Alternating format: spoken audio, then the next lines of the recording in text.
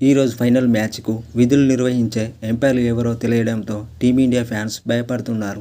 దానికి కారణం టీమిండియా పాలిట ఐరన్ లెగ్గా పేరు పొందిన ఎంపైర్ రిచర్డ్ కేటిబరో. ఇంగ్లాండ్ చెందిన రిచర్డ్ కేటిబరో భారత్ ఆడే నాకౌట్ మ్యాచ్లకు ఎంపైర్గా విధులు నిర్వహిస్తే ఆ మ్యాచ్ ఓడిపోయినట్లే. రిచర్డ్స్ అడుగుపెట్టిన ఒక్క నాకౌట్ మ్యాచ్ కూడా భారత్ గెలిచినట్లుగా రికార్డులో లేదు.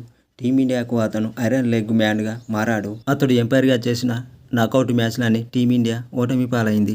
అతను ఉంటే భారత జట్టుకు దరిద్రమే అనేలా ఇప్పటి వరకు ఫలితాలు వచ్చాయి. 2014 నుంచి ఇది రిపీట్ అవుతుంది. 2014 టీ20 వరల్డ్ కప్ ఫైనల్లో అతడే ఉన్నాడు. ఆ ఫైనల్లో శ్రీలంక చేతిలో భారత్ ఓడిపోయింది.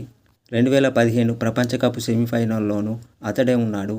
ఆస్ట్రేలియాతో జరిగిన ఈ మ్యాచ్లోనూ భారత్ ఓడిపోయింది. 2016 టీ20 వరల్డ్ కప్ సెమీఫైనల్లోనూ ఈ మ్యాచ్లోనూ వెస్టిండీస్ చేతిలో టీమిండియా ఓడిపోయింది.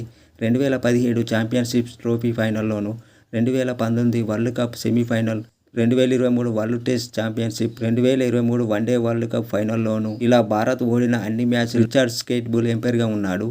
అందుకే రిచర్డ్ స్కేట్ భారత్ వర్సెస్ దక్షిణాఫ్రికా ఫైనల్కు వస్తున్నాడంటే టీమిండియా ఫ్యాన్స్ భయపడుతున్నారు, టెన్షన్ పడుతున్నారు. అయితే ఈసారి రిచర్డ్స్ గ్రౌండ్లో ఎంపైర్గా బాధ్యతలు నిర్వహించడం లేదు. టీవీ ఎంపైర్గా బాధ్యతలను నిర్వహిస్తున్నాడు.